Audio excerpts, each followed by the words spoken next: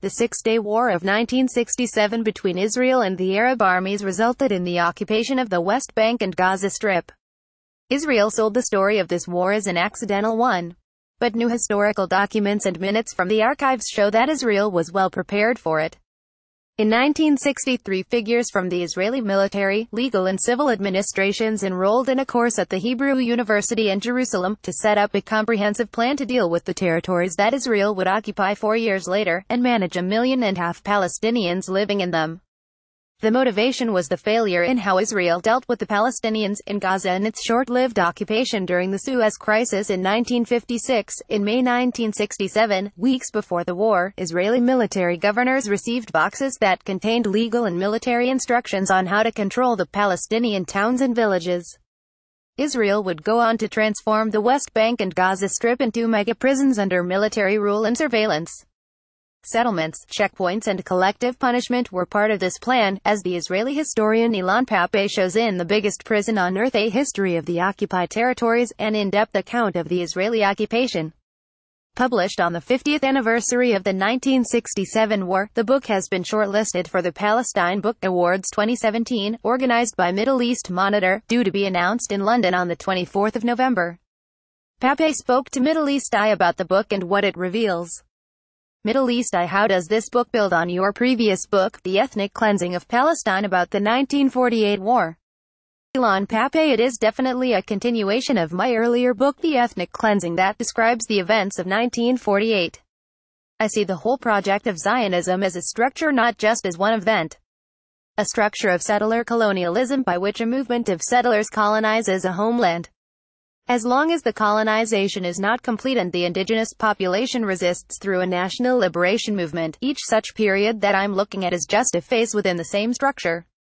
Although The Biggest Prison is a history book, we are still within the same historical chapter. It's not over yet. So in this respect, there should be probably a third book later on looking at the events of the 21st century and how the same ideology of ethnic cleansing and dispossession is being implemented in the new era and how it is resisted by the Palestinians. You speak about ethnic cleansing taking place in June 1967. What happened to the Palestinians in the West Bank and Gaza Strip then? How was this different from the ethnic cleansing of the 1948 war? In 1948 there was a very clear plan to try and expel as many Palestinians as possible from as much of Palestine as possible. The settler colonialist project believed it had the power to create a Jewish space in Palestine that would be totally without Palestinians. The idea didn't really work that well, but it was quite successful, as you all know. 80% of the Palestinians who lived within what became the State of Israel became refugees. As I show in the book, there were some Israeli policymakers who thought maybe we can do in 1967 what we did in 1948. But the vast majority of them understood that the 1967 war was a very short war. It was for 6 days, and there was already television, and quite a few of the people that they wanted to expel were already refugees from 1948, so I think the strategy was not ethnic cleansing in the same way that it was implemented in 1948. It was what I would call incremental ethnic cleansing. In some cases they expelled droves of people from certain areas such as Jericho, the old city of Jerusalem, and around Qalqilia. But in most cases they decided that military rule and a siege to enclose Palestinians in their own areas would be as beneficial as expelling them. From 1967 until today, there is a very slow ethnic cleansing that probably stretches over a period of 50 years, and it's so slow that sometimes it can only affect one person in one day. But if you look at the whole picture from 1967 till today, we're talking about hundreds of thousands of Palestinians that are not allowed to return to the West Bank or the Gaza Strip. You differentiate between two military models that Israel uses: the open prison model in West Bank and the maximum security prison model in Gaza Strip. How do you define these two models? And are these military terms? If I use these terms as metaphors to explain the two models that Israel offers to the Palestinians in the occupied territories, I insist on using these terms because I think the two-state solution is actually the open prison model. The Israelis control the occupied territories directly or indirectly, and they try not to penetrate into the densely populated Palestinian towns and villages. They partitioned the Gaza Strip in 2005 and they are still partitioning the West Bank. There is a Jewish West Bank and a Palestinian West Bank, which is no longer a coherent territorial area. In Gaza, the Israelis are the wardens that block the Palestinians from the outside world, but they don't interfere with what they do on the inside. We should talk about ethnic cleansing. We should find what replaces apartheid. And we have a good example in South Africa. The only way to replace apartheid is with a democratic system. The West Bank is like an open-air prison where you send petty criminals who are allowed more time to go outside and work outside. And there's no harsh regime inside, but it's still a prison. Even the Palestinian President Mahmoud Abbas, if he moves from Area B to C, he needs the Israelis to open the gate for him. And that's for me very symbolic, the fact that the president cannot move without the Israeli jailer opening the cage. There is, of course, a Palestinian response all the time to this. Palestinians are not passive and they don't accept it. We saw the first intifada and the second intifada, and perhaps we will see a third intifada. The Israelis say to the Palestinians, in a prison management mentality, that if you resist we will take away all your privileges, like we do in prison. You won't be able to work outside. You won't be able to move freely, and you will be punished collectively. This is the kind of the punitive side of it, collective punishment as a retaliation. The international community shyly condemn the building or expanding of Israeli settlements in the occupied territories. They do not consider it as a major part of Israel's colonial structure as you describe in the book. How did Israeli settlements begin, and was the basis of it rational or religious? If after 1967 there were two maps of settlements or colonization, there was a strategic map that was devised by the left in Israel. And the father of this map was the late Yigal Allon, the main strategist, who worked with Moshe Dayan in 1967 on a plan to control the West Bank and the Gaza Strip. Their principle was strategic, not so much ideological, although they believed that the West Bank belonged to Israel. They were more interested in making sure the Jews did not settle in densely populated Arab areas. They said everywhere where Palestinians don't live in a concentrated way we can settle. So, they started with the Jordan Valley because in the Jordan Valley there are small villages but it's not dense like in other parts. The problem for them was that at the same time they drew their strategic map, a new messianic religious movement emerged, Gush Emunim, a religious national movement of Jews who didn't want to settle according to the strategic map. They wanted to settle according to the biblical map. They had the idea that the Bible is a book that tells you exactly where the ancient Jewish cities are. And as it happens, that map meant that Jews should settle in the midst of Nablus, Hebron and Bethlehem, in the midst of the Palestinian areas. At first, the Israeli government tried to control this biblical movement so that they would settle more strategically.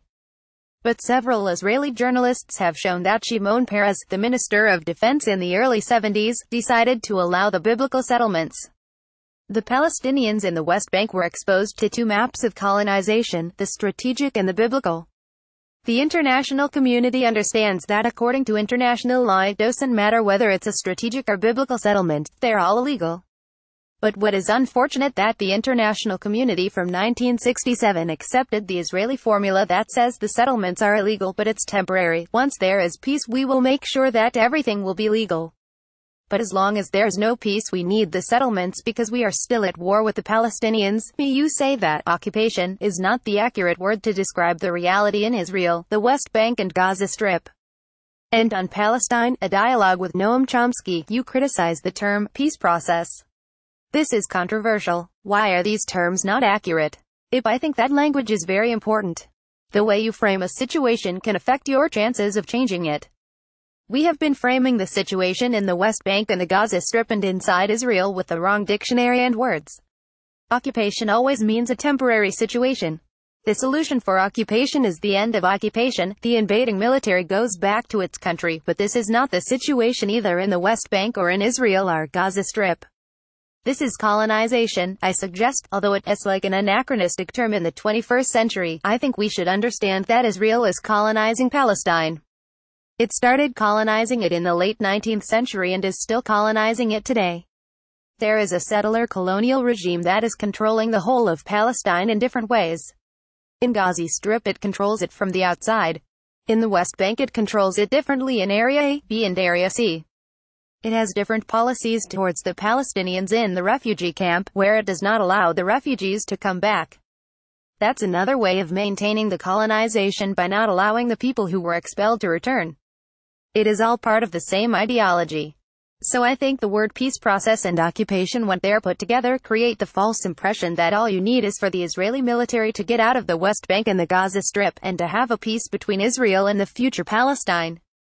Now, the Israeli military is not in the Gaza Strip and is not in that area A. It's also hardly in area B, where it does not need to be. But there is no peace. There's a situation, which is far worse than the one that was before the Oslo Accords in 1993. The so-called peace process enabled Israel to do more colonization, but this time with international support. So I suggest talking about decolonization, not peace. I suggest talking about changing the legal regime that governs the life of Israelis and Palestinians. I think we should talk about an apartheid state. We should talk about ethnic cleansing. We should find what replaces apartheid. And we have a good example in South Africa. The only way to replace apartheid is with a democratic system. One person, one vote, or at least a binational state. I think these are the kind of words we should begin to use, because if we continue to use the old words, we continue to waste time and effort, and we won't change the reality on the ground. What does the future hold for Israeli military rule over the Palestinians? Are we going to see a civil disobedience movement such as the one in Jerusalem back in July? I think that we will see civil disobedience not only in Jerusalem but all over Palestine, and this includes Palestinians inside Israel. The society itself would not accept forever this kind of reality. I don't know which means it will use. We can see what happens when you don't have a clear strategy from above, that individuals decide to do their own liberation war. There was something impressive indeed in the case of Jerusalem, when nobody believed that a popular resistance can force the Israelis to retract the security measures that they imposed in the Haram al-Sharif. I think that this may be the model. A popular resistance for the future. There was something impressive indeed in the case of Jerusalem, when nobody believed that a popular resistance can force the Israelis to retract the security measures that they imposed on the Haram al-Sharif. I think that this may be the model. A popular resistance for the future that is not all over the place but in different places. The popular resistance continues all the time in Palestine. The media doesn't report it. But everyday people demonstrate against the apartheid wall, people demonstrate against the expropriation of land, people go on hunger strikes because they're political prisoners. The Palestinian resistance from below continues. The Palestinian resistance from above is on hold.